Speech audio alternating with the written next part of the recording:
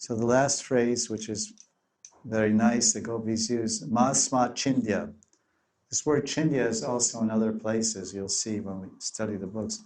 Chindya means to murder, to cut down, to hurt. So they're saying, asha dritam, asha dritam. We have so much firm hope. We have hope that we're chanting Hare Krishna. And we have hope that we're trying to serve Krishna. We have hope that he'll show himself to us.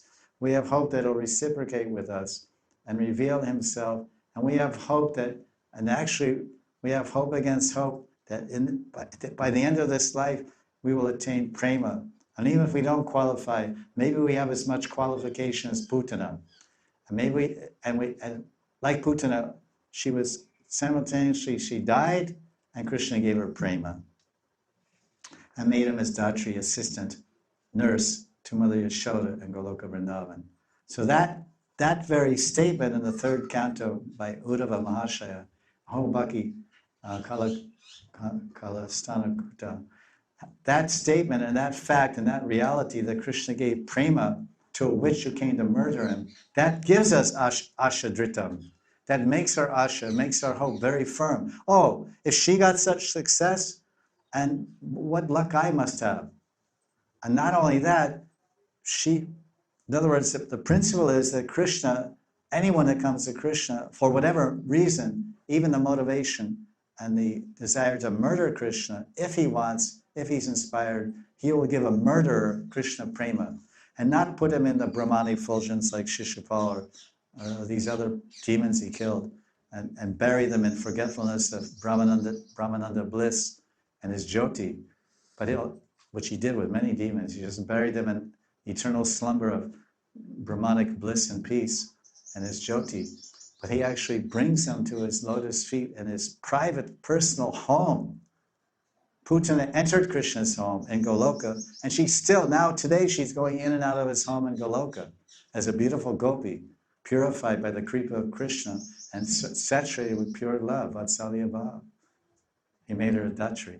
So if a witch, a Khetri, and a murderess can end up assisting and living in the house of Krishna as his nurse, what about us? So Ashadritam, it creates great hope. So the gopis are saying, don't cut down our hopes. Here the Braja gopis are pleading with Krishna to accept them. It is only their long cherished hope to exchange love with Krishna that kept them alive and attentive to their family affairs. If Krishna does not fulfill their hope and reciprocate with them and give his love and accept theirs, there will be no meaning to the Braja gopis returning to their families. If Krishna cuts down their hopes to love him, then the Braja gopis' ties to their families and relatives would cease to exist as well. In other words, what they're saying is, or what I'm saying, trying to say, is that the gopis, they're praying to Krishna, and this verse, although it's from the highest, most intimate lila of Krishna, the Ras Lila, it has so much application and meaning and significance to little old sadhakas and practitioners like us.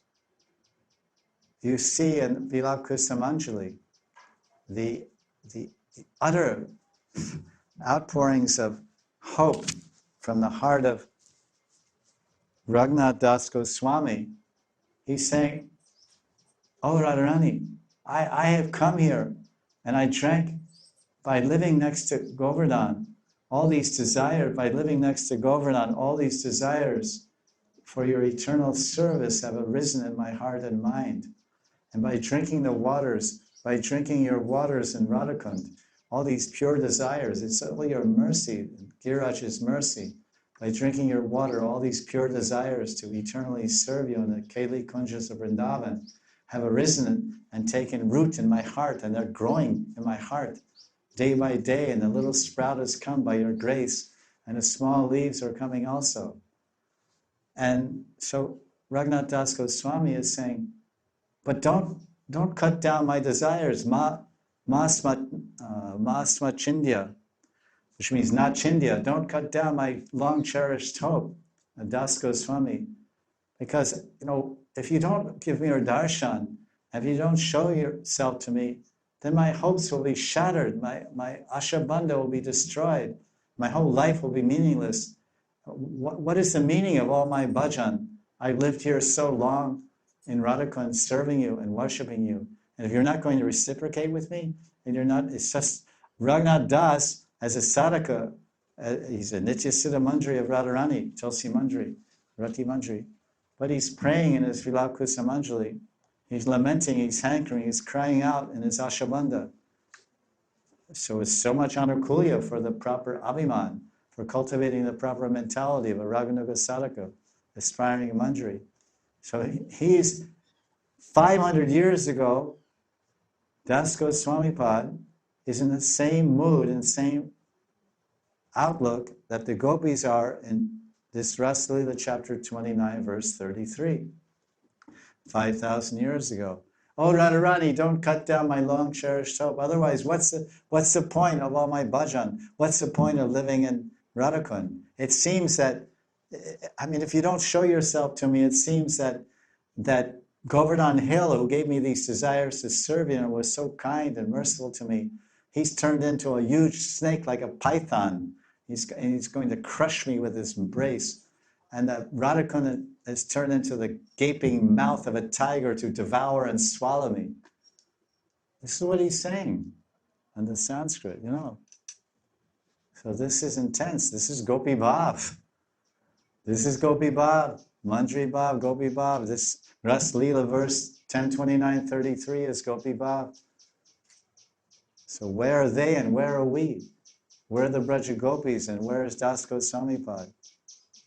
We have to come to that level and that intensity, that feeling and that thought and that identity. So by and by, as I've heard, slowly but slowly, some Indian guru once said, slowly but slowly, dire dire, we will go to that extent of self-realization by the mercy of Guru and Gauranga and Advaitacharya. And Nitai too. We need Nitai Gaur Sitanath Kripa. So that's the discussion on verse 33.